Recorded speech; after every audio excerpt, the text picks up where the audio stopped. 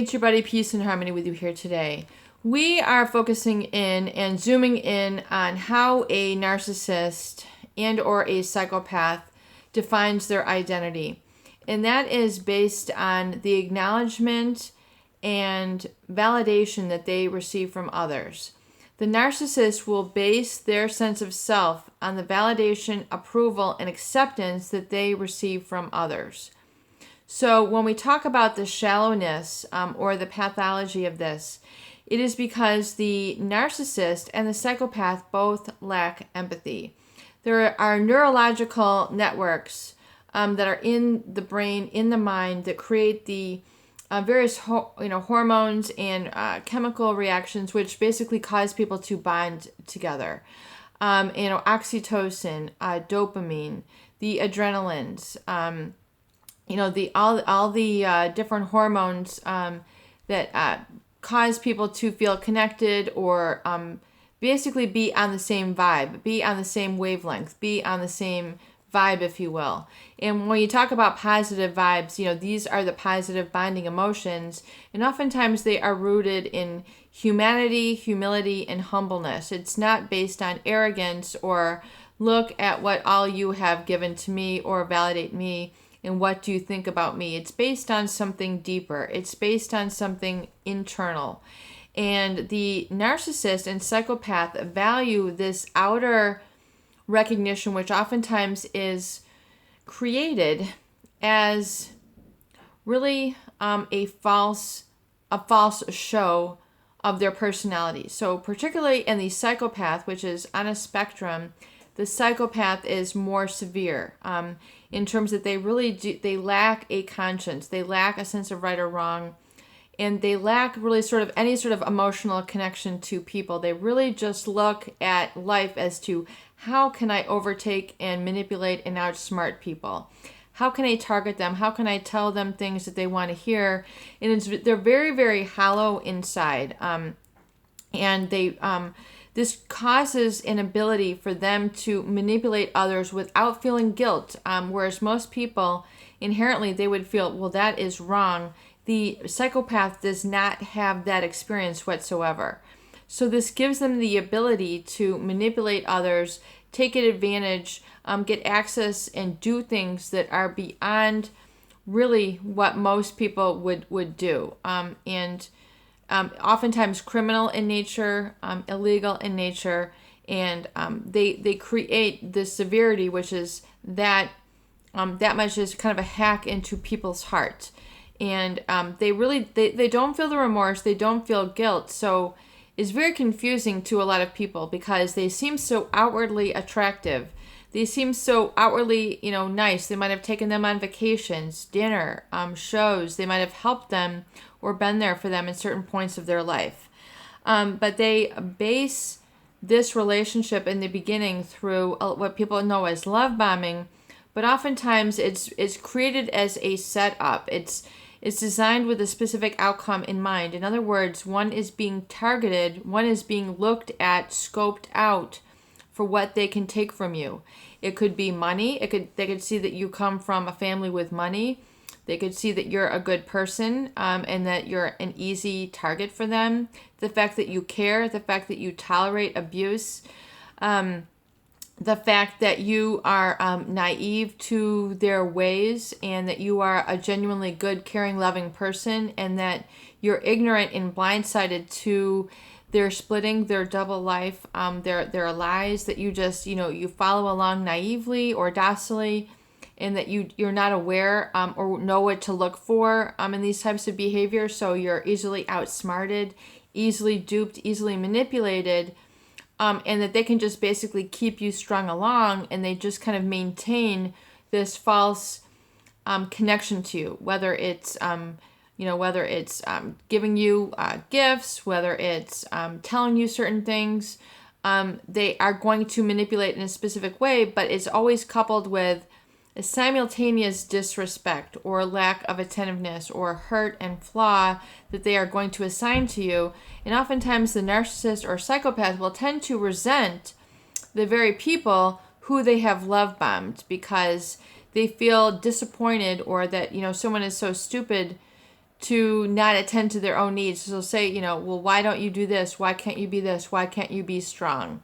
So they will, inadvertently, take from and mimic those people. So, people say, peace and harmony, why are they in a relationship with me? Why did they target me? It is because you possess something that they need, want, or desire.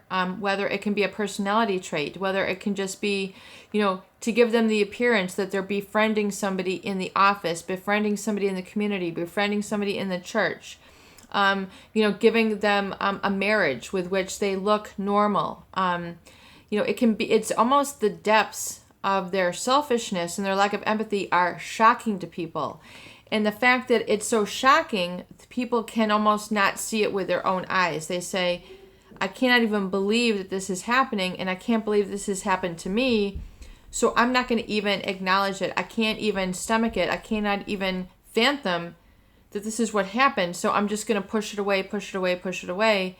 And then furthermore, it becomes, that is what has actually happened. So they might, come to this awareness, or a lot of people say wake up, years or decades later in the middle of their life and say, oh my God, this is what happened, because the narcissist or the psychopath is still continuing to behave in these ways, and it becomes glaringly obvious, the hurt and the negation that they're inflicting, and you're able to then see through the superficial sham. And in fact, when it comes to really times to relate to people on a deep level, or that you are in physical pain and you find that, something really breaks through, you find the fact that they laugh.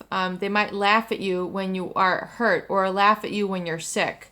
Really ignore the fact that you have serious health conditions. They might, scoff at or belittle the fact that you are sick and say, you don't need that MRI, you don't need that X-ray, you don't need that brain scan. You're not feeling this, you don't need that. And then they make your life very difficult, or create an environment in your home where you can't live, people who are getting older, people who need adjustments in their life. They're, living in denial and making, oftentimes the environment very hazardous. They can't, move around. They're lacking mobility. The narcissist doesn't want to accommodate, put handrails in, or move, or make adjustments to their home, because they're living in a bi-level place and they're too old. And the realtor, has been narcissistic or psychopathic and just said, yeah, you're in your 80s, you can live in this, 2-flat or bi-level house, and, without the fact that, your knees are going, you might be, using a cane or a walker soon, but yeah, this is a great house for you, and then they make off with the sale of the house. And, meanwhile, now these people, 1 or 2 years in, they can't continue to live there because the house is not meeting their needs, and they're starting to, have signs of aging, and they can't even, walk on the stairs. They might have spinal cord issues, spinal cord surgery, and then this home is completely too much home for them, and they can't even get around. Yet the realtor, might not even feel, any sort of regret or remorse or empathy for them. It's just that they're making the sale. So it really is shocking, the depth and magnitude on individual personal levels as well as grand levels. So, realize that if you have been in a victim situation like this, or you feel, presently, do not feel guilty for acknowledging and validating your truth. Even if the narcissist has basically prohibited you or forbidden you from being in touch with your reality, know in your heart that it's the right thing. Even if you have not received that message, realize you're meant to embrace that, and then begin to share your reality with others who embrace you for who you are, and you'll be able to pick up steam, you'll be able to pick up momentum, you'll be able to pick up security, and ask the universe really to show you a sign that you're on the right path. If you want to go that far and that deep, to ask the universe to show you a sign that you will, and ask the universe to surprise you in a way that you would not expect, to give you validation that you are on the right path, and to give you a sign. I know that seems kind of woo-woo, but oftentimes people do need a sign from their intuitive or higher self that they are doing the right thing. And ask that and see if the universe will speak to you loud and clear, and just say, universe, please show me loud and clear that I am on the right path, that I will know without the benefit of a doubt that I am doing the right thing by embracing my inner truth. And see if the universe gives you a sign. And I tell you what, share it with us here on Peace and Harmony. Make a comment. Even you don't have to disclose what the sign was, just make a comment. The universe showed me this sign, and then give me a heart or a peace, and we'll know that the universe is there and listening to and hearing your heart and hearing deep from within your cry for help and providing you that help and assistance. It's Peace and Harmony with you here today. I hope these videos do help. Please share and please subscribe for more great tools, videos, discussion, and support.